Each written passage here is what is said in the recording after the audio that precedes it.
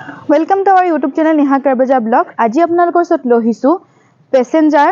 Tata magic express AS12 Tezpur registration হয় 2025 ৰ গাড়ী হয় এখন তো গোটে গাড়ীখনৰ কন্ডিশনটো আপোনাক দেখাই দি আছো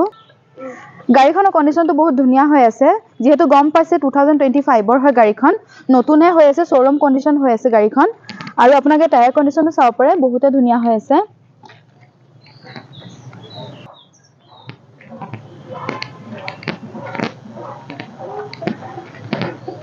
গাড়ীখন পেট্ৰল ভাৰ্জন হয়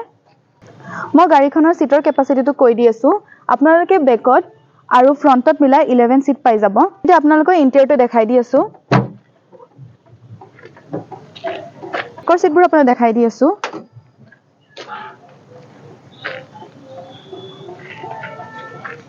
আপোনালোকে সোনি কোম্পানীৰ মিউজিক সিস্টেম পাই যাব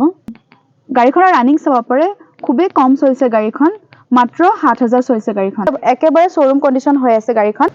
আমাৰ ইয়াত ৰিফাইনান্সৰ সুবিধাও আছে আপোনালোকে ৰিফাইনান্স কৰিও গাড়ী ল'ব পাৰে আৰু আপোনালোকৰ গোটে গাড়ীখনৰ যদি আৰু ডিটেইলছ জানিব বিচাৰিছে তো আমাৰ স্ক্ৰিনত দিয়া নম্বৰ সোনকালে যোগাযোগ কৰিব